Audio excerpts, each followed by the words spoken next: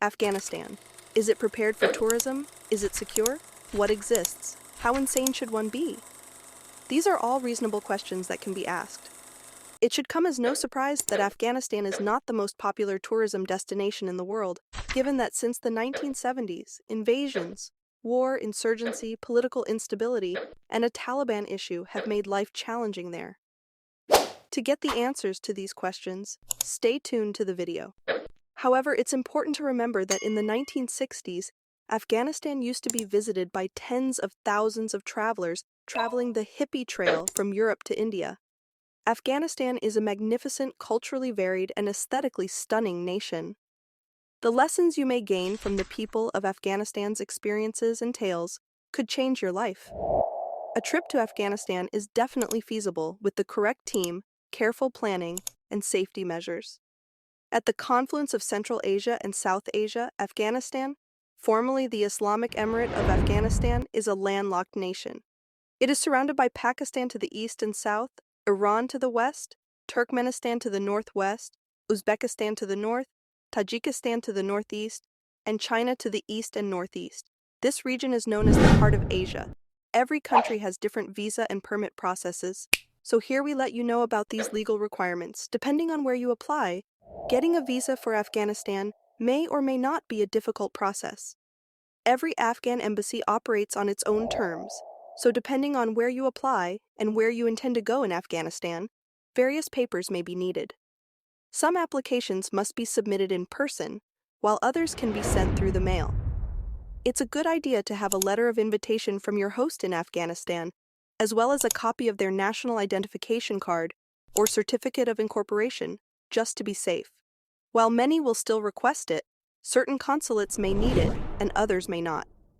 You must also complete the application form, provide the appropriate amount of images, and submit a letter that you wrote yourself, stating that you are aware of the hazards associated with traveling to Afghanistan and that you will be entirely responsible for yourself while there. The majority of Afghan embassies or consulates may process the visa in a week or in 3 days for a fee. After a brief introduction of the country and visa processing, it is necessary to tell you about the weather conditions. Afghanistan experiences hot, muggy summers and harsh, snowy winters. Thus, the best times to travel there are in the fall and spring. Summer may be a pleasant season to visit the mountains, especially in Bamyan and the Wakhan corridor, depending on where you're going. From a cultural standpoint, the two Eid holidays as well as Nowruz are fantastic periods to visit Afghanistan. Another important thing is how to get into Afghanistan from any other country. Firstly, by air. The majority of foreign flights into Afghanistan land at Kabul International Airport, with the most common departure cities being Dubai, Istanbul, Jeddah, Delhi, and Sharjah. There are occasionally scheduled international flights to and from Iran, Russia, India, and Pakistan, as well as flights from Istanbul to Mazar-e-Sharif, Herat, and Kandahar international airports. Secondly, land border crossings. Several entrance points on their international boundaries allow for overland transit to Afghanistan. There are several open international crossings with Tajikistan into the provinces of Badakhshan and Kunduz. Therefore, all borders are not included in this video. Instead, it is concentrated on the main ones that see more substantial international traffic. After arrival in Afghanistan, how do you get around? Overland travel between towns and areas in Afghanistan is continuously in flux due to safety and insurgency concerns, since the security and safety situation changes regularly. As a result, you'll need to examine the situation with overland travel closer to the date of your trip. It is not advised for foreign visitors to use Afghanistan's public transportation, especially between cities. The most secure and recommended method of traveling between cities in Afghanistan is via air.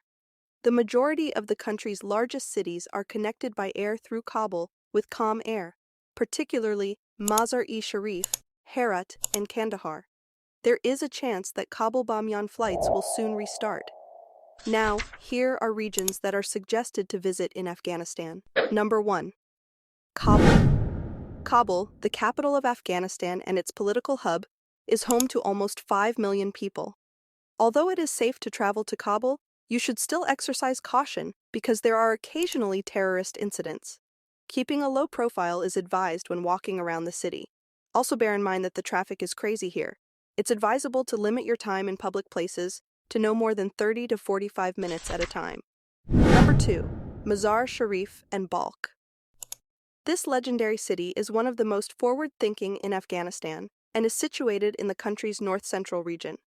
The majority of the inhabitants of this city, which is not far from the Uzbek border, are Hazaras, Tajiks, and Uzbeks.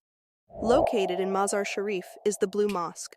Tourists may normally feel secure visiting the city and the neighboring town of Balkh. However, owing to continuous fighting, many sections of Balkh province are unsafe, so it's crucial to remain in the city.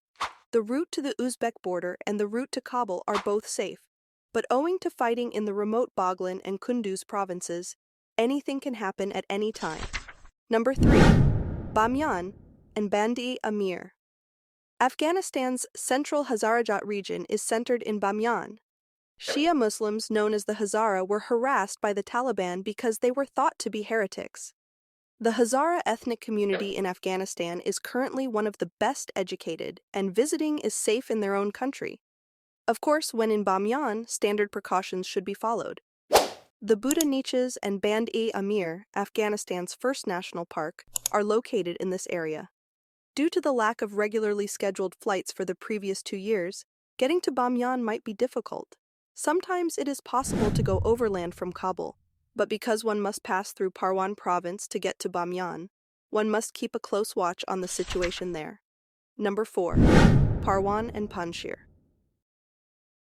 The Panjshir Valley in Parwan province served as the base of Tajik political and cultural resistance against both the Taliban and the Soviets, and it continues to be so today.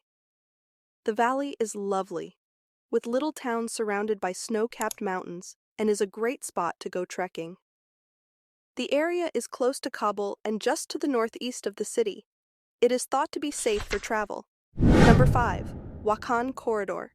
This narrow stretch of land connects Pakistan, Tajikistan, and China like the handle of a pan. The Wakhan Corridor, a sparsely inhabited mountainous region with deep valleys, snow-capped peaks, and dusty pathways, is technically a part of Afghanistan's Badakhshan province. It is the Wakhi people of Afghanistan's ancestral home. They are kind, hospitable, and open people. The bulk of them are Ismailis, or Aga Khan devotees. There are still nomadic Kyrgyz people living in the distant regions of the Little Wakhan. The sole secure entry point to this area, which is suitable for trekking and exploration, is at Ishkashim, on the Tajikistan side of the border. Furthermore, Afghanistan's safety and security. Is it safe for a tourist to go alone in Afghanistan with a backpack? Definitely not. Simply put, the hazards are too big. Is it hard for tourists to get there? No, that's also untrue. If you make the necessary preparations, it is feasible to travel to Afghanistan while managing your risk reduction. That's all for the video. Enjoy your tour in Afghanistan and don't forget to share your views in the comment section. Also, remember to subscribe to our channel ST Discovery and explore the beautiful world with us.